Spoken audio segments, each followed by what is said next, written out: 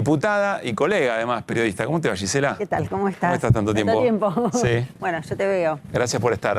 Sí, gracias. Bueno, nosotros te escuchamos ahora en cada intervención también. Bueno, ya vamos a hablar del momento del peronismo, vamos a hablar, por supuesto, de la dinámica del Congreso Nacional. Te quiero mostrar, en tu condición de periodista, en tu condición de comunicadora, el modo en que el presidente de la Nación en general se refiere a los medios. Voy más allá del tema de la pauta, que por supuesto es absolutamente discutible o abre distintos debates sobre cuál es el sentido de la pauta oficial. Pero en este caso compartimos descalificaciones o modos de referirse a colegas o medios. Porque entonces, acá lo que tenés que entender es que también los periodistas juegan. Es decir, y juegan para destruir, claramente. Es decir, hay un montón de periodistas que juegan para destruir. Entonces, digamos, o sea, no tenés que ir a darle nota a esos tipos, porque no les interesa saber qué pensás. No les interesa tener una mejor visión de cómo funciona el mundo. Les interesa ver qué definición te sacan para hacer daño. Eso los termos lo entienden bárbaro. Y los liberales, en este sentido, son bastante ingenuos. Con todas las cosas que nos hicieron, que dijeron que íbamos a robarnos los datos, cosa que nunca pasó. Y sin embargo, digamos, no sé, hay el diario de Tinturelli usa los datos para mandarte mails, por ejemplo, ¿no? Que no, digamos, o sea, ya pedí varias veces que no me manden más las cosas del pasquín de ellos y sin embargo la gente de Tinturelli me sigue mandando esto. Tinturelli porque está carmeleado que da miedo, ¿no? Al margen de eso, pero bueno, está camino a la quiebra. Así que qué bueno. Ya quebró una vez, lo salvó un empresario, después lo salvaron los políticos. Bueno, ahora, como no tiene pauta, va a la quiebra. Bien, es solo un ejemplo, lo último que vimos en la entrevista con Fantino. ¿Por qué Milei es así y se jacta eventualmente de una quiebra de una empresa periodística, crees, Gisela? Bueno, lo primero que me preocupa es el nivel de agresividad en el discurso, en este extracto en particular. Digo, en general el discurso de Milei es violento y es agresivo, pero yo escuché recién, si no me equivoco, dijo termo, ¿a quién se refiere? Se refiere a todos los que no piensan como los liberales, concretamente en esta nota. Es grave. Barra Orcos también aparece, ¿no? Es muy grave, porque digo, a mí me parece que yo le pediría al presidente Milei, primero que esté a la altura de la investidura que la sociedad argentina le otorgó, le delegó a través del voto popular, y que el presidente de la Nación no puede hablar en esos términos. Él puede hablar de personas que no piensan como él, digo, pero la verdad que descalificar o calificar en forma negativa para referirse a personas que no piensan como él es sumamente destructivo en un momento donde la sociedad todavía estamos, digo, viste que el clima social está enardecido, que la gente estamos todos muy sensibles y que el presidente de la Nación hable con ese nivel de agresividad, lo único que puede hacer es empeorar las cosas. ¿Y cuál es el riesgo? A mí me parece que no, el riesgo es que se vaya enquistando en esta sociedad el tema de violencia y que se naturalice. Digo, yo no quiero que tengamos una sociedad que naturalice la violencia, de ninguna manera. Digo, me parece que si el presidente se planta en un medio de comunicación con estas distintas herramientas que hoy tenemos, que cada vez son más para llegar a los distintos lugares de la República Argentina, para llegar a los argentinos y a las argentinas, me parece que es muy importante que esté a la altura de esta investidura y de este lugar que los argentinos le dieron para gobernar. Ahora, Gisela, me voy a poner en el lugar del gobierno y del presidente en particular. Él siempre fue así y evidentemente recogió un enojo, un hartazgo de un sector muy importante de la sociedad con cierto sector de la política, con cierto sector de los medios de comunicación, denominados casta en términos generales. ¿Por qué dejaría de ser así el presidente si efectivamente esto lo legitima con quienes lo votaron? Ese enojo compartido. Porque hoy es el presidente de la Nación. Él hoy tiene que gobernar además a todos los argentinos y las argentinas. No tiene que gobernar solo a los que lo votaron. Por supuesto, bueno, digo, no hace falta decir que yo estoy en las antípodas de cualquier proyecto de país que lleve adelante, o por lo menos hasta el momento, lo que viene llevando adelante el presidente Milei. Digo, así, más allá del modelo. Claro, digo, o sea, yo no tengo ningún tipo de afinidad, de ningún tipo, de afinidad, ni con el estilo, ni con su ideología, ni con su nada, pero yo también soy parte de la Argentina y él es mi presidente. O sea, yo no lo voté, claramente no lo voté, pero es mi presidente y él tiene que gobernar a todos los argentinos y las argentinas. Y a mí eso me parece que hoy, por lo menos, digo, no lo siento a la altura de esa circunstancia. Digo, está todavía en el discurso de barricada que puede tener en una campaña electoral justamente para interpelar a ese sector de la sociedad que estaba tan enojado con dos proyectos que fracasaron. Digo, con el proyecto del macrismo en su momento y con el proyecto de Alberto Fernández después. Entonces, bueno, tenés esa sociedad frustrada por dos propuestas que fracasaron, enojada, muy enojada y con mucha razón de estar enojada. Entonces él interpela desde un lugar muy violento y enojado, porque imagínate, lo estamos viendo ahora, sin volumen, y está enojado. Vos decís hacerle una lectura a su gestualidad. No me voy a poner yo, no soy especialista en eso, pero tampoco hay que saber tanto. Uno es periodista y cuando estás entrevistando, viste que mirás un montón, la gestualidad, el rostro. Sí, también cualquier persona reconoce que el otro está cómodo, no cómodo. Y está enojado, Su mirada, sus manos, está enojado. Bueno, eso interpeló a la sociedad y logró que le delegaran el poder para que gobierne a todos los argentinos y las argentinas. Ahora, cuando llega a esa instancia, él tiene que tener la altura, la responsabilidad de la investidura para la que fue elegido. Y cuando vos sos elegido presidente, no sos elegido solo para los que te votaron. Esa es la diferencia, por ejemplo, entre la representación que yo tengo en el Congreso de la Nación a la que tiene el presidente de la Nación. Es distinto. Yo en el Congreso de la Nación represento a los que me votaron, que me votaron justamente por ese proyecto que yo llevo al Congreso Nacional, que no tiene nada que ver con el de Milei, porque a veces después dicen, bueno, ¿y por qué están siempre en contra? No, estamos en contra porque fue lo que nosotros dijimos que somos. Somos un proyecto distinto del oficialismo. Entonces, por eso estamos en contra de las propuestas que llegan. A ver si te entiendo, porque el presidente fue muy duro también con los y las integrantes del Congreso, lo llamó al Congreso nido de ratas, hay una descalificación permanente. Vos lo que decís es, interpreto bien, que esa descalificación sobre ustedes es una descalificación de la representación que ustedes tienen también de un sector de la sociedad. Cuando él está descalificando a los diputados y a las diputadas, está descalificando al ciudadano o ciudadana que votó a esos diputados. Y que esos diputados incluyen a los diputados de su propio partido político, porque él tampoco ahí hizo ningún tipo de discriminación para decir, bueno, estos son y estos no. Ahí éramos todos lo mismo. A mí me enoja un montón eso, A ver, primero la estigmatización del diputado, que me encanta que me lo hayas preguntado, porque justo recién vengo de una comisión que se constituyó de personas mayores, que es un tema que además me ocupo mucho. Y planteaba esto, también lo planteaba éramos diputados, imagínate que una comisión tiene toda la representación política, ¿no? Claro. O sea, están todos los espacios. Estábamos todos los espacios que estamos en el Congreso Nacional y aproveché para decir esto de la estigmatización del presidente sobre nosotros, que, a ver, yo soy diputada, soy periodista, soy diputada y trabajo de diputada, soy una trabajadora, o sea, y la gente a lo mejor nos está mirando y dice, no, pero no hacen nada. El tema es que se visibiliza a veces solamente y se cree que los diputados trabajamos solo cuando hay sesión. Los diputados no trabajamos solo cuando hay sesión. Eso es lo que te muestran en la tele. Muestran en la tele cuando hay sesión. ¿Por qué? Porque el foco está puesto en, lamentablemente, últimamente, y esto también viene de nuestro gobierno, del gobierno anterior, en tener solamente sesiones especiales y no como cuando yo era periodista joven y en la prehistoria con otros presidentes, había sesiones, es lo que se llama sobre tablas, que es todos los miércoles. Entonces el Congreso sesionaba todos los miércoles, martes y jueves, siempre había comisiones, pero siempre la sesión es lo que se lleva como el foco de los medios de comunicación y no se muestra que yo como diputada, yo trabajo los 7 días de la semana. ¿Por qué?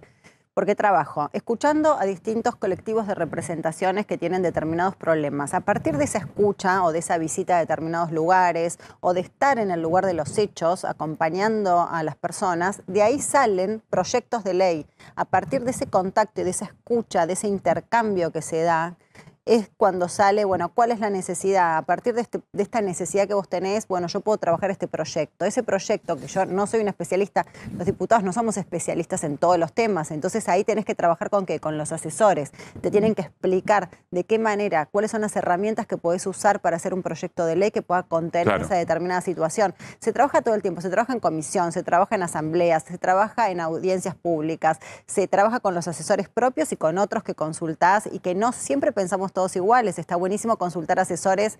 Ahora, es cierto, Gisela, que todo esto no se ve o no se transmite de la manera en que debería ser transmitido. Hay muchos trabajos invisibles que este señor presidente de la Nación, de todos los argentinos y de las argentinas, estigmatiza, como por ejemplo, y aprovecho que hablábamos del periodismo, trabajos que son invisibilizados como el de la agencia de noticias, TELAM. Yo trabajé en TELAM 8 años. Entonces soy muy subjetiva a veces porque tengo mucho amor por ese lugar que a mí me enseñó un montón de periodismo. Siempre digo que todos los periodistas tienen que pasar por TELAM un par de años para aprender lo que es de verdad ese trabajo tan invisible y tan chiquito que sostiene tantos medios de comunicación que también lo invisibilizan. Y ahí hago responsables, porque cuando yo estaba en TELAM me quejaba un montón porque usaban todos nuestros materiales y nunca dicen que es de la agencia TELAM. Y no se citaban. Y no citan a TELAM. Claro. Entonces quizás el que nos está viendo dice, ¿pero qué hace TELAM? No hace nada. Los informativos, los noticieros, muchísimos diarios nacionales muy conocidos, de grande nombre. Que a veces aparece abajo, ¿no? Fuente TELAM, pero muy chiquito y a veces ya ni se llega al final de la nota. Ahora, Gisela, en ese sentido, ¿cuántas cosas crees que deberían haber sido más eficientes, repensadas, reformuladas durante los gobiernos anteriores como para que no le queden tantas pelotas picando a un gobierno de estas características? De una manera un poquito más rebuscada, te estoy pidiendo qué autocrítica se hace de la gestión como para llegar acá. Una de las primeras creo que ha salido a reconocer que, y lo dije en algunas oportunidades, en algunas entrevistas, que no ganó Milei, perdimos nosotros. Y perdimos nosotros porque éramos el gobierno nacional, que cuando vos sos el gobierno, vos le tenés que resolver los problemas a la gente. Si vos no le resolves los problemas a la gente, no te vuelven a elegir. Eso es re simple. Digo, ¿vos estás del lado de quienes dicen faltó nafta o de los que dicen hicimos demasiado visibles las internas? Quizás pasó un poco de todo. Digo, yo nunca creo que hay una sola causa para un fracaso de un gobierno. Digo, me parece que tiene que ser, es multicausal el fracaso de 4 años de gestión. No puede haber un solo motivo. Creo que, bueno, no se resolvió, no se cumplió el contrato electoral. Digo, se podrían también tratar de justificar. Yo a veces escucho exfuncionarios del gobierno que tratan como de justificar o incluso de defender lo que para mí es indefendible, porque para mí la soberanía del pueblo es todo. Digo, si el pueblo no te elige, yo al pueblo lo escucho.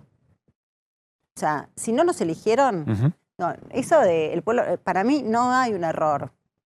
Digo, vos no tenés plata en el bolsillo, no llegás a fin de mes, no me resolvieron los problemas, no te voto. Es así. Digo, es muy simple. Ahora, subestimar la pandemia, subestimar la sequía más importante de la historia. No se subestima. Una guerra que te encareció la energía, sí. Me imagino que eso. Y yo te estoy mirando por la tele y te digo, ¿y sabes qué? Y yo no llego a fin de mes. Y todo eso es toda esa explicación que está bien y que es lógica, termina quedando lejos de la realidad. O sea, como que no importa. Yo te estoy mirando y digo, me suena justificación. Vos querés justificar que a mí no me resolviste que yo no llegaba a fin de mes. Que hoy tampoco están llegando. Pero todavía hay una esperanza depositada que ahí yo no coincido, ¿no? Con las personas que votaron a Milei. O quizá la idea más fuerte es que no había otra. Que fue tan grande la fiesta que ahora hay que pagar el saldo y no hay otra alternativa. Bueno, lo de la fiesta también es parte de esto de estigmatizar a la política, de estigmatizar el rol que tiene el Estado, de estigmatizar a los políticos y generalizar. Digo, ¿hay políticos corruptos? Sí. ¿Hay periodistas corruptos? Sí, también. Digo, ahora, ¿todos los periodistas son corruptos? ¿Todos los políticos son corruptos? O sea, no me gusta caer, porque esos son títulos grandilocuentes que en campaña le sirven, en este caso, al presidente de la Nación hoy, para haber ganado esa elección.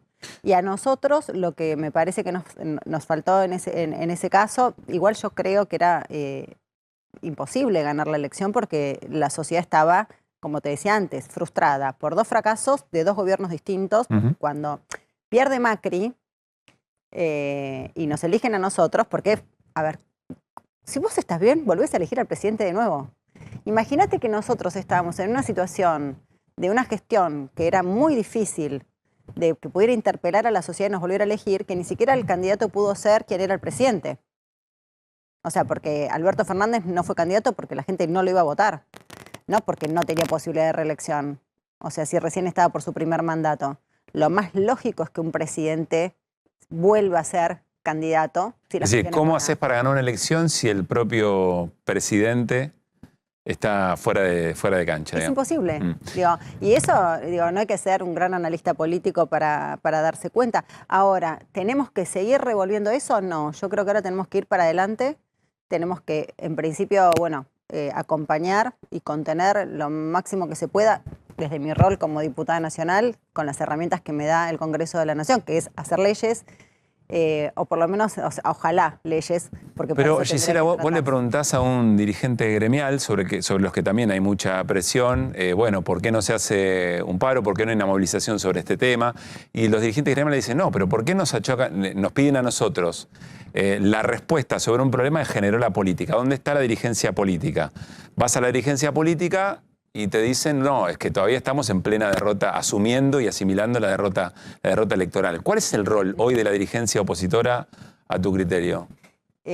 Lo primero que tenemos que hacer es, primero cada uno ser responsable del lugar que ocupa y desde ese lugar dar lo mejor asumiendo ese lugar que se está ocupando. Digo, desde el sindicalismo, el rol de la defensa explícita de los trabajadores organizados, desde el Congreso Nacional, la contención a través de las herramientas que pueden ser distintos proyectos de ley que estoy presentando para contener las heridas que está provocando el gobierno de Milei.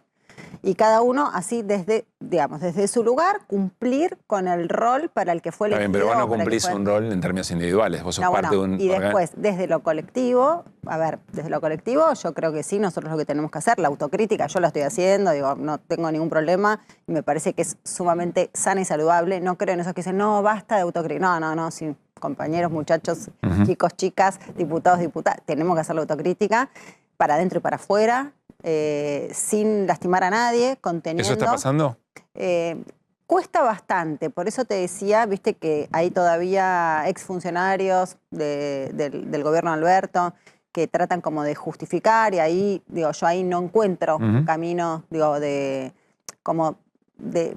renovación, de recambio, que yo creo que es muy necesario, que el peronismo necesita de ese recambio de dirigentes, de ese recambio, de no tenerle miedo a la autocrítica hacia afuera y hacia adentro. Yo creo que además la sociedad, no es que le vamos a resolver los problemas a la gente ahora diciendo, bueno, estuvimos mal, pero que sepan que sabemos. Hola, tomamos nota del resultado electoral. ¿Y cómo se reconstruyen los liderazgos? Porque da la sensación que lo que está faltando en este momento es... Eso creo que no es algo teórico. Yo creo que no es algo teórico. La reconstrucción de liderazgos, ojalá yo teóricamente te pudiera decir... Hay que hacer esto. 1 más 1 es 2 y a partir de ahí tenemos el líder. Yo creo que los liderazgos surgen en forma casi como sorpresiva y natural, si se quiere, ¿no? Como sorpresiva y natural, que parecería que es una contradicción, pero no. Es una construcción que lleva tiempo, que no, me parece muy raro señalar a dedo y decir, porque de hecho vos imaginate y pensemos cuando aparece Néstor Kirchner en la escena política argentina. En ese momento, que acordé que esa elección fue de 4 candidatos, que fue casi una interna del PJ, pero en la elección general. Nadie hubiera dicho que iba a ser el líder que fue. O sea, si a vos te preguntaban quién va a ser el líder del peronismo... Sí, eso se da, lo que pasa es que eso se da en medio de una crisis generalizada. Y bueno, estamos en una crisis. En los espacios políticos. Estamos. El macrismo, no me interesa a mí hablar mucho de otros espacios políticos, porque si no siento que me pongo a hacer como el análisis más periodístico de la situación, pero en realidad hoy hay una crisis de los espacios políticos en términos generales. De hecho, aparece por la crisis de estos espacios políticos que son coaliciones, ¿no? El Frente de Todos, Unión por la Patria, Cambiemos, Juntos por el Cambio, no importa cómo nos llamemos, pero ahí está, bueno, el macrismo y el peronismo. que el peronismo es Unión por la Patria, que es enorme y que adentro de eso hay un montón de espacios. ¿La clave para vos es unidad hasta que duela, otra vez, o afinidad ideológica para lo que viene? Yo creo que tenemos que tener todo. Digo, que a partir de la reconstrucción... Son contradictorios, ¿no? No, porque yo creo que ahí se puede reconstruir esa afinidad ideológica, se puede reconstruir respetando identidades. Hay un objetivo en común, ideológico. Hay como, yo diría, como columnas vertebrales que son centrales, digo, que donde tenemos definiciones que pensamos de la educación, de la salud, del Estado, bueno, tenemos esas columnas vertebrales. Después hay identidades. Y hay que respetar esas identidades, que es para mí lo más enriquecedor que tenía nuestro espacio, justamente la diversidad de identidades dentro de ese Pero espacio. Alguna identidad conduce siempre. Sí, eso a mí me parece que naturalmente es Cristina. Digo, no hay otra persona hoy que pueda sintetizar esas identidades dentro del espacio. ¿Pero crees que está activa Cristina en ese rol de sintetizar, en ese rol de Cristina sintetiza y va a ser así.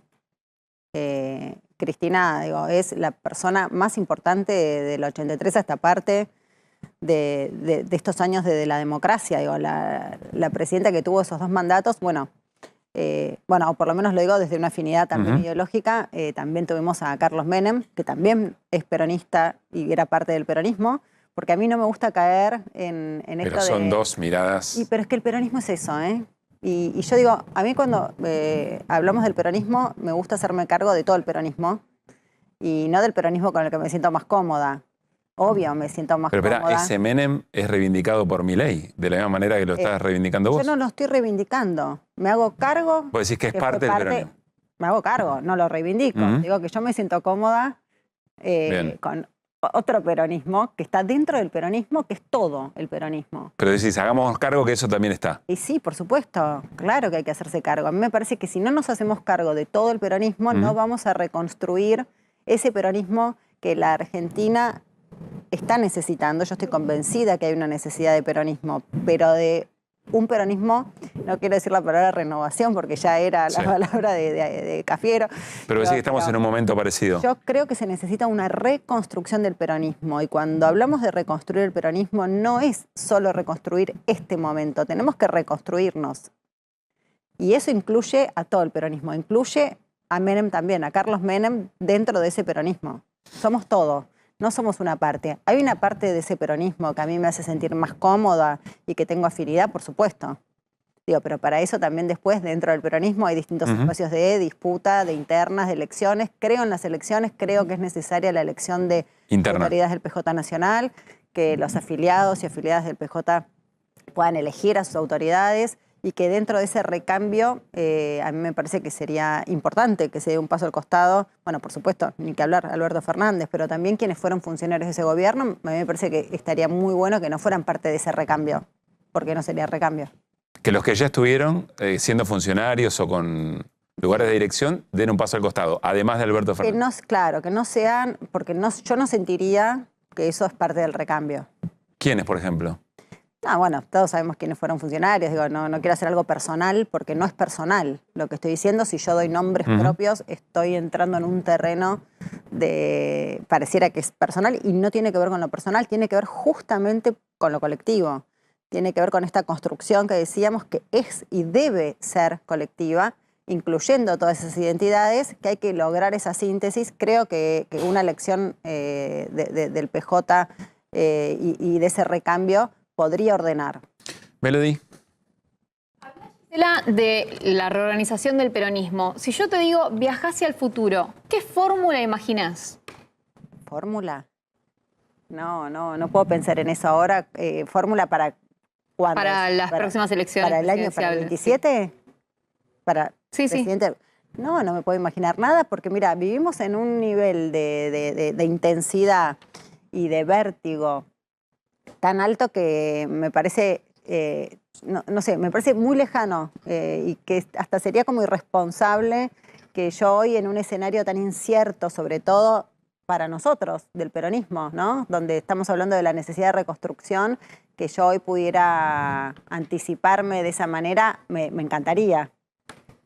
poder tener como algo mucho más definido, porque además yo creo que también para la sociedad, para los argentinos sería muy bueno poder dar ese tipo de respuestas, pero que hoy también tenemos que decir que no tenemos esa respuesta, porque sería, a ver, no solo apresurado, no estaría siendo lo suficientemente responsable